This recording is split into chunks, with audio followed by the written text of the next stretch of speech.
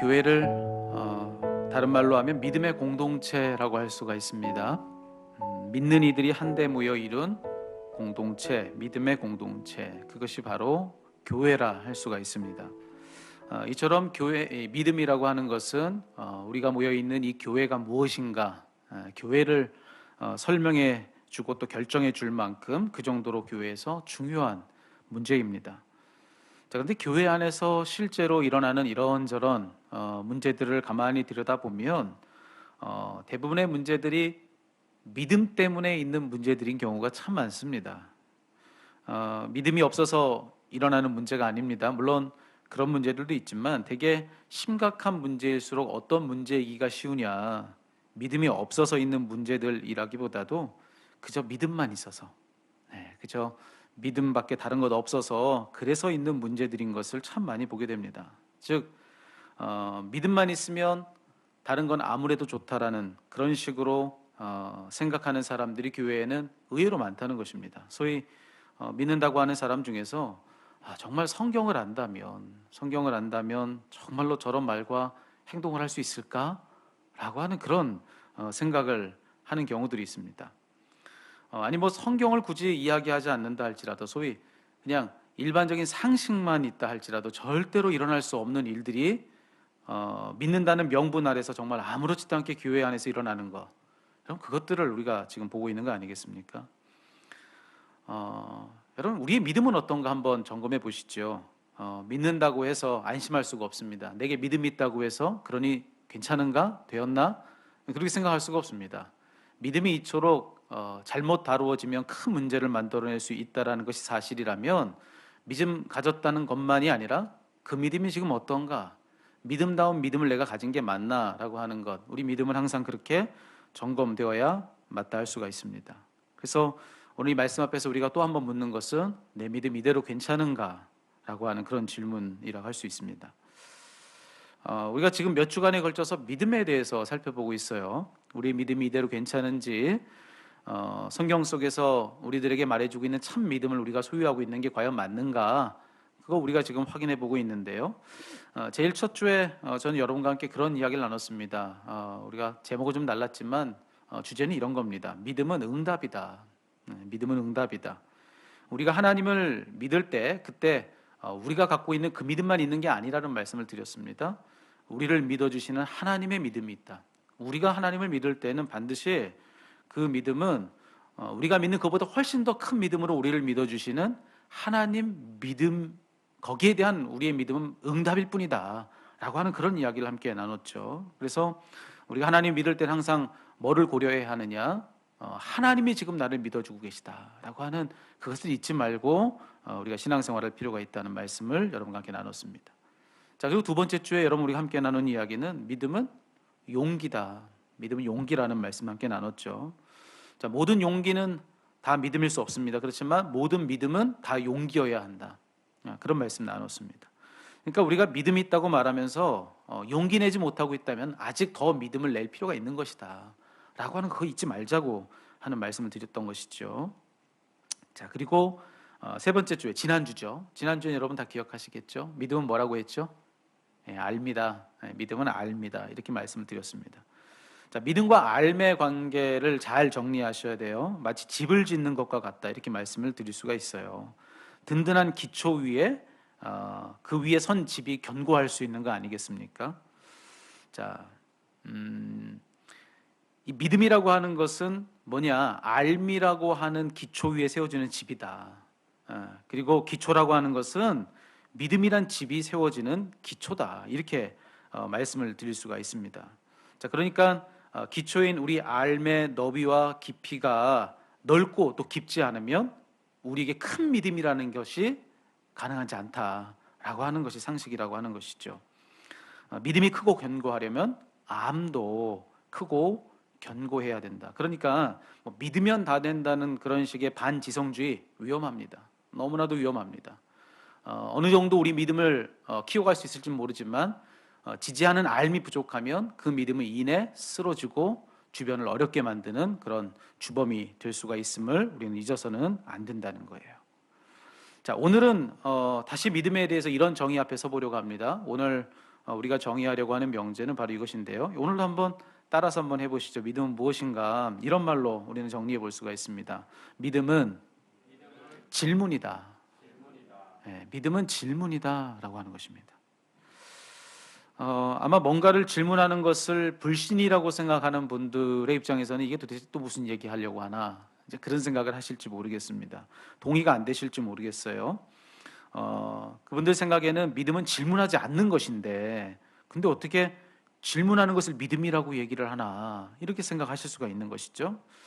그런데 그렇지 않습니다. 우리가 무엇인지를 알려고 하면 내 상식이 뭘 말해주느냐, 내 경험이 뭘 말해주느냐, 그것을 떠들어 보기보다는 그 전에 먼저 성경이 믿음을 뭐라고 말해주고 있느냐, 그것을 먼저 확인해 볼 필요가 있습니다. 자, 성경 속에서 믿음을 뭐라고 얘기하고 있느냐. 자, 성경에 보면요, 믿음은 오히려 무엇보다 질문의 결과인 경우가 참 많습니다. 성경에 보면 믿는 사람, 즉 신자라고 하는 말이 딱 그 표현이 처음으로 등장하는 구절이 있습니다. 자, 그게 어디냐면 바로 사도행전이에요. 사도행전에 그 표현이 딱 나옵니다. 물론 그 이전에 믿는 사람들이 있었죠. 그렇지만 믿는 사람, 신자라고 하는 표현이 처음 나온 건 사도행전인데, 사도행전 2장 44절에 보면 이런 구절이 있습니다. 믿는 사람이 다 함께 있어 모든 물건을 서로 통용하고, 이렇게 되어 있습니다. 자, 거기 믿는 사람이라고 하는 말이 처음 등장을 하고 있는데, 거기 등장하고 있는 처음 믿는 사람, 그들 신자들, 그들의 그 믿음의 시작이 무엇이었는가를 한번 그 말씀 구절에서 찾아보시자는 것이죠. 자, 사도행전 2장, 이 사도행전 2장 전체의 말씀을 보면 성령의 임재하시는, 우리가 자주 묵상하는 그런 본문 중에 하나가 사도행전 2장이죠.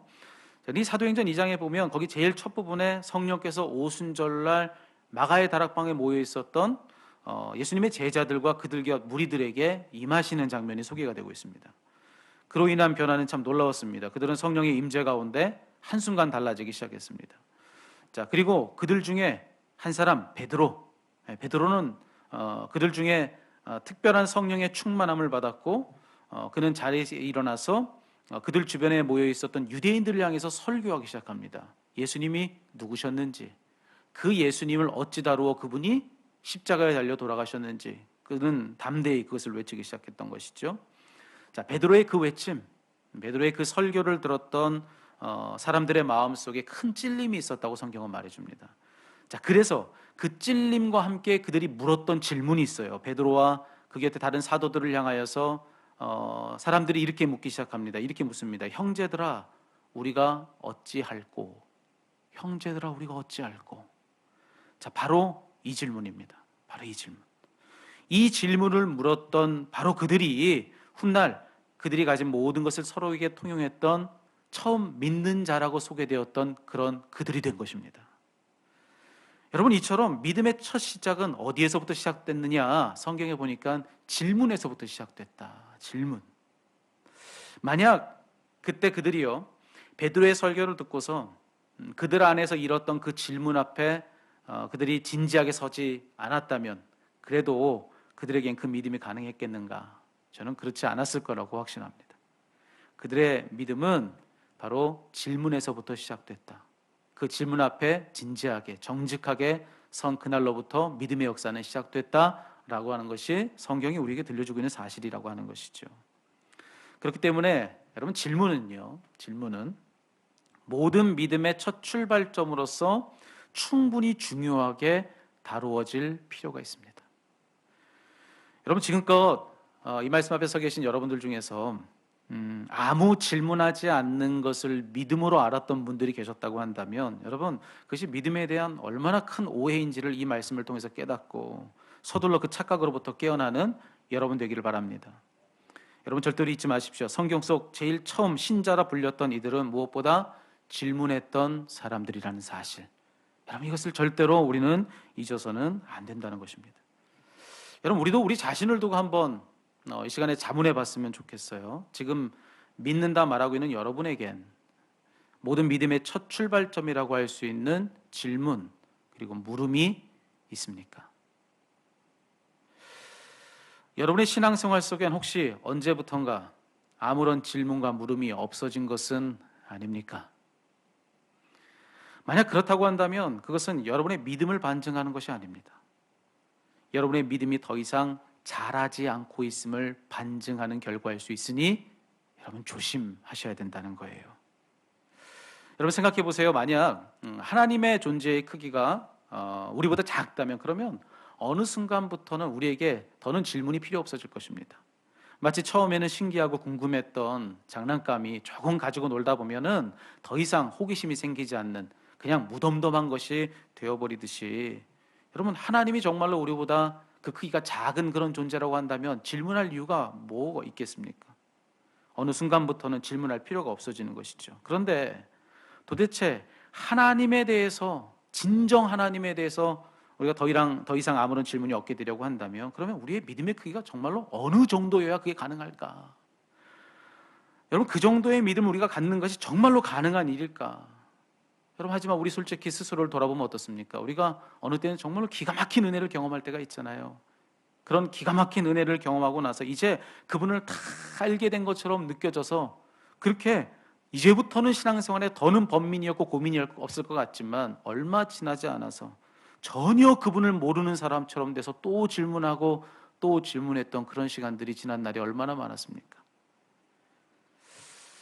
여러분 그러니 우리 안에 그분에 대한 질문이 그쳤다면 여러분 그것을 마냥 여러분의 믿음이 성숙한 결과로 알지 마십시오.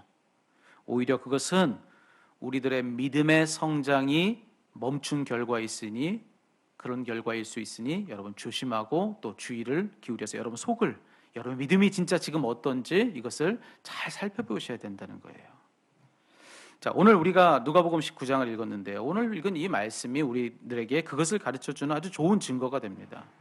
우리의 믿음이 우리 믿음의 질문이 얼마나 중요한가, 그걸 알려주는 아주 중요한 본문이 오늘 본문의 이 이야기인데요. 자, 오늘 삭개오의 이야기죠. 여러분 잘 아시는 이야기입니다. 오늘 본문 속 주인공인 삭개오, 그는 세리입니다.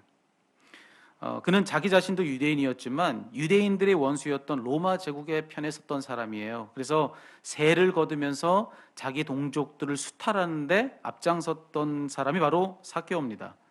자, 심지어 그는 그런 일을 했던 세리들 중에서 가장 우두머리격에 해당하는 세리장이었다고 그렇게 성경은 이야기해주고 있어요.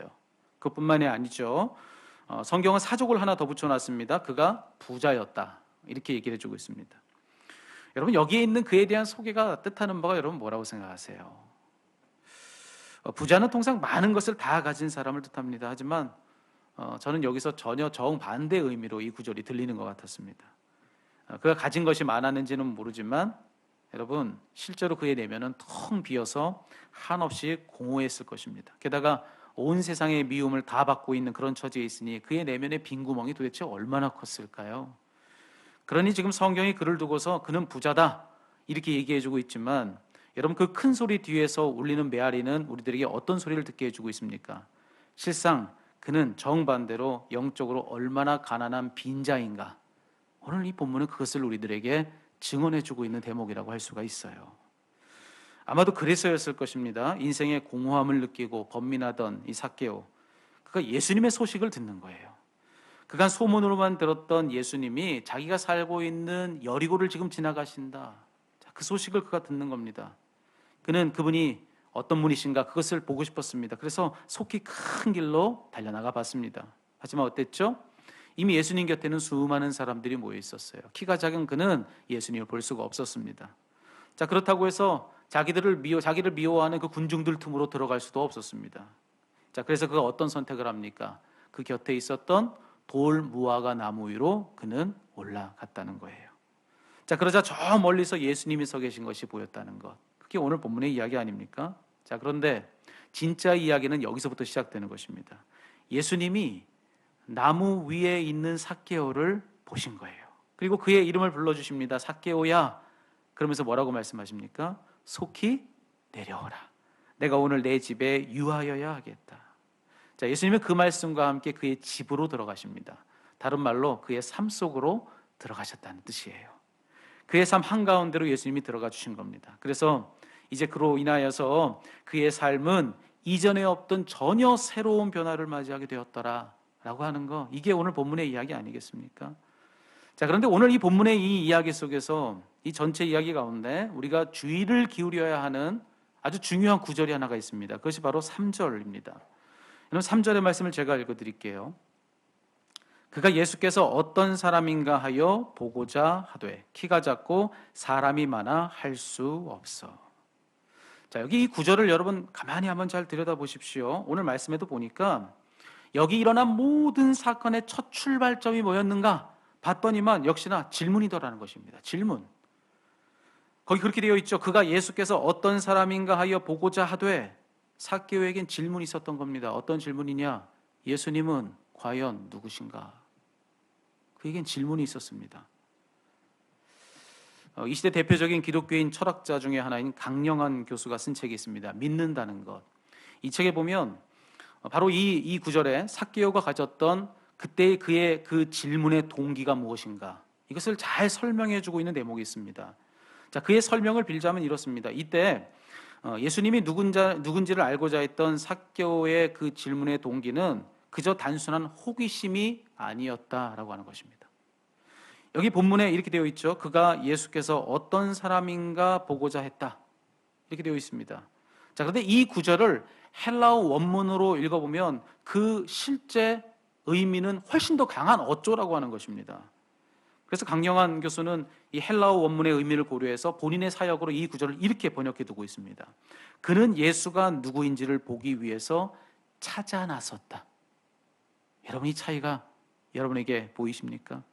오늘 우리가 읽은 성경에서는 그냥 삭개오가 예수님이 누군지를 보고자 했다라고만 그렇게 이야기를 해주고 있는데, 실제로 그 의미는 그 이상으로 어떤 뜻이라는 겁니까? 그냥 예수님이 누군지를 보고 싶어 한 그것만이 아니라 마치 뭔가 중요한 것을 잃어버린 것 있는 사람처럼 예수님을 간절히 찾고 또 찾았던 것, 그것이 바로 삭개오였다. 그렇게 성경은 이야기해주고 있다는 거예요.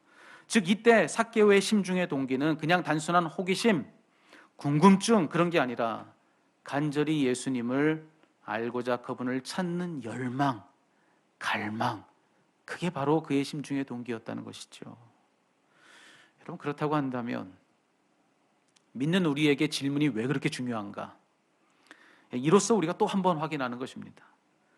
우리가 무언가에 대해서 또 누군가에 대해서 질문을 갖는다는 것, 그것은 또 다른 의미로 무슨 뜻인가? 알고자 하는 열망이 있다는 것입니다. 알고자 하는 열망.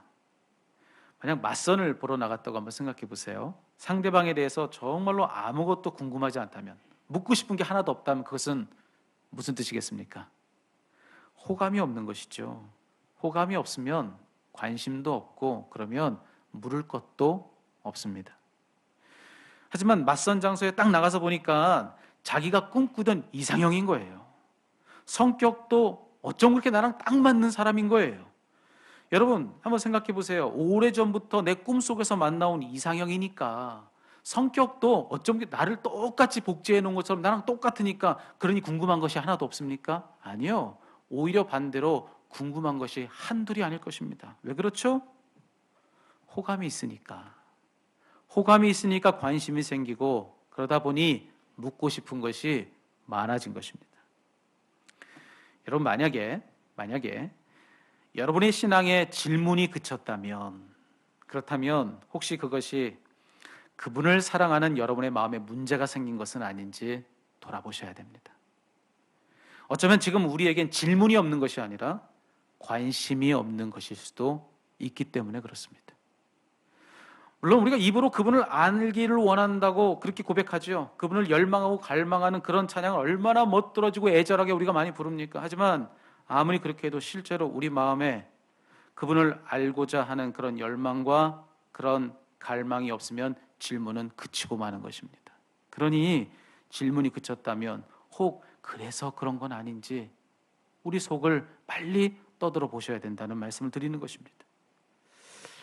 사랑하는 성도 여러분, 여러분이 진정 그분을 사랑한다면 오늘 본문 속 삭개오가 그랬던 것처럼 여러분도 여러분 안에 있는 질문을 가지고 한번 그분을 찾아 나서 보시기 바랍니다. 그것이 오늘 이 성경이 우리들에게 도전하고 있는 중요한 음성이라고 하는 거예요. 그분을 우리가 찾아 나서면, 그분을 알고자 하는 열망 때문에, 그분을 사랑하기에, 우리 영이 죽지 않고 살았기에, 그래서 우리가 그분을 찾고자, 우리 안에 있는 질문들을 가지고 그분을 찾고자 그 길을 나서면, 그러면 그 결과가 무엇이라고 오늘 성경에서 이야기해주고 있는지 아십니까? 오늘 삭개오가 알려주고 있는 것은 바로 이것입니다. 우리가 그분을 알고자 하는 열망으로 그분을 찾으면, 그러면 도리어 그분이 우리를 찾아오신다는 것. 이게 오늘 성경의 약속이에요. 다시요, 여러분. 우리가 그분을 찾으면 도리어 그분이 우리를 찾아오신다라고 하는 것입니다. 여러분, 오늘 본문의 말씀을 잘 보세요. 오늘 이 본문 속에서 여러분이 보실 때 오늘 누가 누구를 찾아낸 이야기처럼 이 이야기가 들리십니까? 삭개오가 예수님을 찾아내기 위해서 무화과 나무 위에까지 올라갔으니까, 그러니까 그가 예수님을 찾아낸 것입니까? 본문을 보십시오. 절대로 그렇지가 않습니다. 그가 거기까지 올라갔을지는 몰라도 그냥 그것만으로는 그저 멀리 계신 예수님을 바라보는 것, 그것이 그냥 그것의 전부였던 것을 우리가 말씀을 통해서 보게 됩니다. 자, 거꾸로 이 본문의 사건은 예수님이 그를 찾아내신 이야기예요. 예수님이 거기 모여있던 수많은 사람들 중에서 거기 무화과 나무 위에 올라가 있었던 삭개오를 찾아내시는 겁니다. 예수님이 그를 찾아내서 그의 이름을 불러주시고, 그 집이 삭개오 집이거든요. 근데 그 집에 같이 들어가자고 누가 지금 초청하고 있습니까? 삭개오가 한 게 아니에요. 예수님이 삭개오에게 그 집에 가서 함께 머물자고 예수님이 청하시고 있는 것을 이 성경을 통해서 보게 된다는 거예요. 이처럼 본문은요, 예수님 주도하에 모든 일들이 지금 있게 되는 그런 이야기인 것을 보게 됩니다. 삭개오가 예수님을 찾아낸 것이 아니라 예수님이 삭개오를 찾아냈다. 이게 오늘 본문 속의 음성이라고 하는 것입니다. 자, 그러면 결국 여러분, 이것이 의미하는 바가 여러분 뭐겠습니까? 우리가 그분을 찾을 때도 마찬가지인 거예요. 우리가 그분을 찾을 때도, 우리가 그분을 찾으면 그분이 우리를 찾아내세요. 여러분, 이걸 믿는 여러분 되기를 주님의 이름으로 축원합니다. 우리가 그분을 찾으면 그분이 우리를 찾아내 주세요.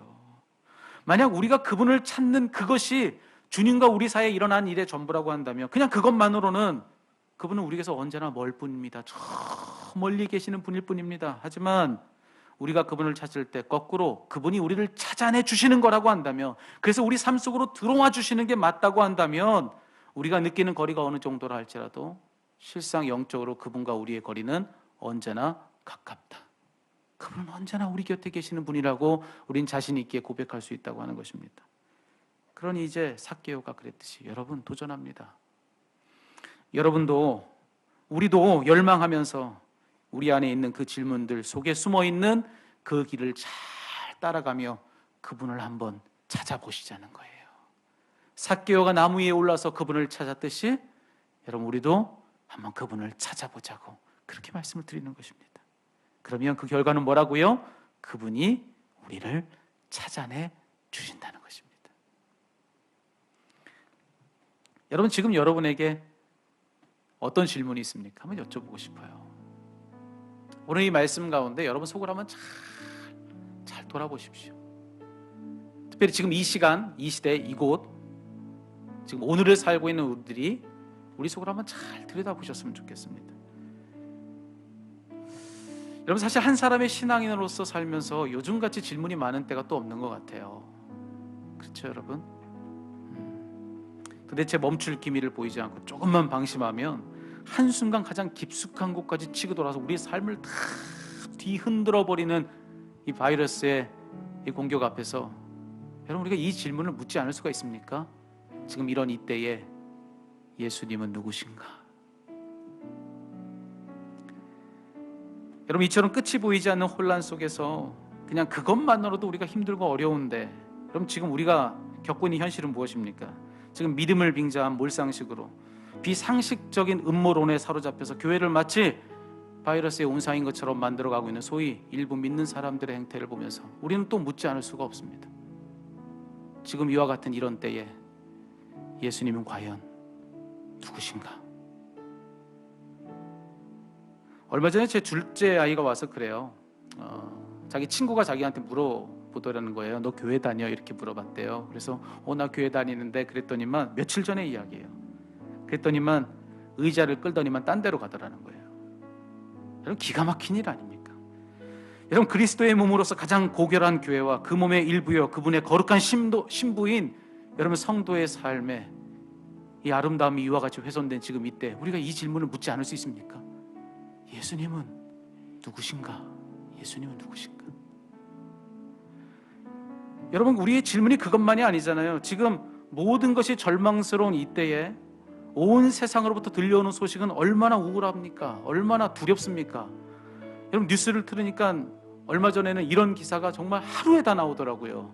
우리나라를 비롯한 여기 중국, 우리나라 주변 일대에 여러분 유례 없는 슈퍼 장마가 있지 않았습니까? 근데 이게 장마가 아니라 자연재해라는 거예요. 기상이변이다. 지구온난화로 인한. 앞으로도 이런 현상은 계속될 수 있다라고 그런 이야기 여러분 기사를 통해 우리가 보고 있는 거 아니겠습니까? 그래서 정말 물에 잠겨있는 참혹한 광경을 우리가 눈으로 보고 있잖아요. 그것뿐입니까? 또 같은 날엔 이런 기사도 있었습니다. 여러분, 미국 저 서부에서 마른 하늘에 거의 10,000번이나 되는 벼락이 치면서 서울의 면적에 육박하는 그 일대를 다 태워버리는 대형 화재가 있었다는 거예요. 여러분, 이런 정말 마치 마지막 날이 온 것 같은 이전에 없던 일들이 정말 단 하루아침에도 일어나는 그런 지금의 이때야, 이런 어려운 지금 이 혼란 가운데서 우리가 그 질문을 묻지 않을 수 있어요. 예수님은 이런 이때에 과연 누구신가? 이런 큰 질문만이 아니죠. 여러분 각자의 여러분 삶 속에서 씨름하고 있는 여러분의 문제들 가운데, 여러분이 겪고 있는 어려움 속에서 우리도 묻고 있습니다. 예수님은 누구신가? 여러분, 오늘 삭개오가 그랬듯이요, 저는 우리가 그렇게 봤으면 좋겠습니다. 그 모든 질문들을 가지고 여러분 덮어놓고 믿지 말고 그 질문들을 가지고 우리가 올라갈 수 있는 데까지 한번 올라가 보자는 거예요. 그래서 그분을 한번 찾아보자는 것입니다. 섣불리 이미 가지고 있는 믿음 가지고 이렇다 저렇다 그냥 먼저 단정하지 말고, 그냥 내가 믿고 싶은 대로 그냥 믿지 말고 겸손하게, 그저 겸손하게 우리에게 주신 그 질문의 길을 잘 따라가면서 실로 우리 주님이 진정 어떤 분이신지 한번 물으며 찾아보자는 것입니다. 여러분이 영이 살았으면 질문하십시오. 여러분이 주님을 정말로 사랑한다면 질문 앞에 서십시오. 여러분이 진정 주님을 다시 새롭게 만나기 원한다면 여러분 질문 앞에 서셔야 돼요. 우리가 그렇게 그분을 찾고 또 찾으면, 그러면 우리 주님은 저와 여러분을 찾아내 주실 줄로 믿습니다. 우리가 그 질문을 가지고 정직하게 그분 앞에 서면 우리 주님이 우리 교회를 찾아내 주실 줄로 믿습니다. 그러면 우리 인생은 달라지는 거 아니겠습니까? 삭개오가 그리했듯이 그런 삶의 변화가 저와 여러분 우리들의 삶에, 우리 교회의 역사 가운데 왕성하게 일어나기를 주님의 이름으로 축원합니다. 그렇게 겸손히 우리 안에 있는 질문들을 잘 따라가면서 주님을 찾는 사람들, 우리 세상의 빛 이레교회 모든 성도들은 그런 삶의 자리에 다 서서 이 시대에 하나님을 기쁘시게 해드리는 그런 복된 사람들 다 되시기를 주님의 이름으로 축원합니다. 우리 함께 찬양했으면 좋겠습니다. 우리 믿음을 고백합시다. 나는 믿네.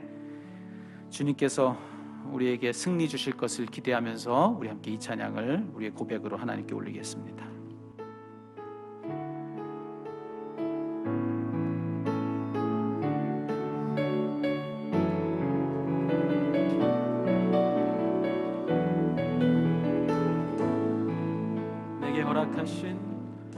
내게 허락하신 시련을 통해 나의 믿음 더욱 강하게 자라나고, 험한 산과 골짜 깊지 않은 동안 주께 더 가까이 나를 겪는 시험이 어렵고 힘겨워도 내 주님보다 크지 않네. 내 앞에 바다가 달라지지 않으면 주가 나로 바다 위 걷게 하리.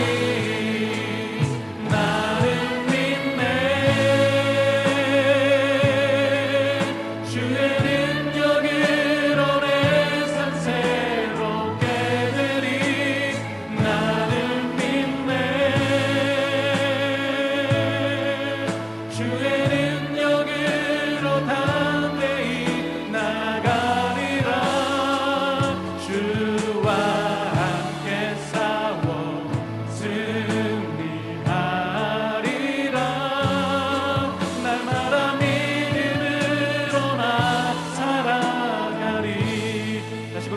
할렐루야. 내게 허락하신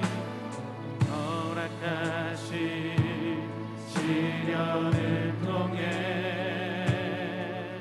나의 믿음 더욱 강하게 자라가고 험한 산과 골짜 빛이 나는 동안 주께 더 가까이 나를 이끄시네. 내가 겪는 시험이 어렵고 힘겨워 내 주님보다 크지 않네.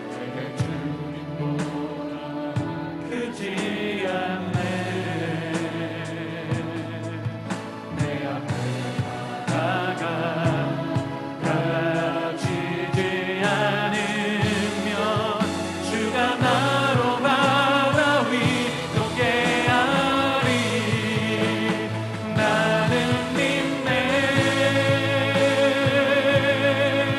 주의 능력으로 내 삶 새롭게 되리. 나는 믿네. 주의 능력으로 담대히 나가리라. 주와 함께 싸워 승리하리라. 날마다 믿음으로 나 살아가리. 나는 믿네.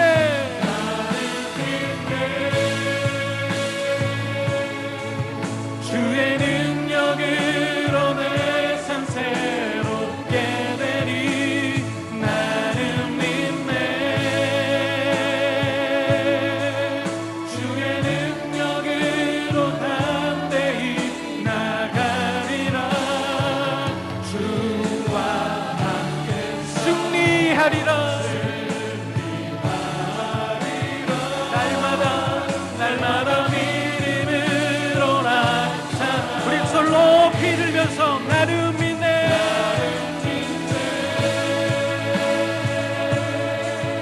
주의 능력으로 내 삶 새롭게 되리. 나는 믿네.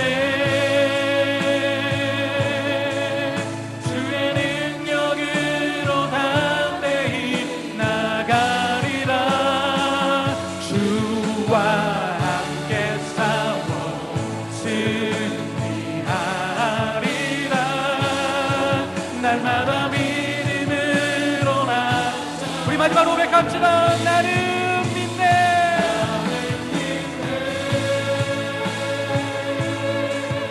주의 능력으로 내 삶 새롭게 되리. 나는 믿네. 주의 능력으로 담대히 나가리라. 주와 함께 싸워 승리하리라. 날마다 믿음으로 나 살아가리. 함께 기도하겠습니다. 가슴에 손을 얹고 시간 함께 살아계신 주님 앞에 서 봅시다. 하나님, 우리가 그간 살면서 주님을 믿는다 했지만 그런 우리들의 삶은 마치 답을 아는 사람처럼 교만한 삶이었던 것, 이 시간 회개합니다. 이제 하나님, 우리는 질문하는 사람으로 겸손케 하여 주시옵소서. 진정 하나님 앞에 마땅한 모습으로 그와 같이 서서 우리가 알아도 다 알 수 없는 그 주님을 향하여 우리는 답을 알지 못하는 사람, 그저 주님이 알려주시는 만큼만 아는 사람으로 겸손하게 하시고 자고하지 않게 하여 주시고 그와 같이 하나님 앞에 엎드려 서 있는 우리 모두가 다 될 수 있도록 인도하여 주시옵소서. 하나님, 그간에 기고만장했던 우리들을 용서하여 주시옵소서. 이제 이 말씀으로 우리를 일깨워 주셨으니 우리 안에 있는 그 질문들을 잘 따라가며 주님을 찾고 또 찾는 우리가 되게 하여 주시옵소서. 우리가 각자가 오를 수 있는 만큼 저 나무 위로 올라 주님을 찾을 때 주님, 우리의 이름을 불러주시고 우리의 삶 속으로 들어와 주시고 그렇게 우리를 새롭게 만나 주시옵소서. 그렇게 이 시대 또 다른 삭개오로서 주님을 만나 또 다른 삶을 새롭게 살아가는 우리 모두가 될 수 있도록 인도하여 주시옵소서. 이 모든 말씀 살아계신 우리 구주 예수 그리스도의 이름 받들어 간절히 기도하옵나이다.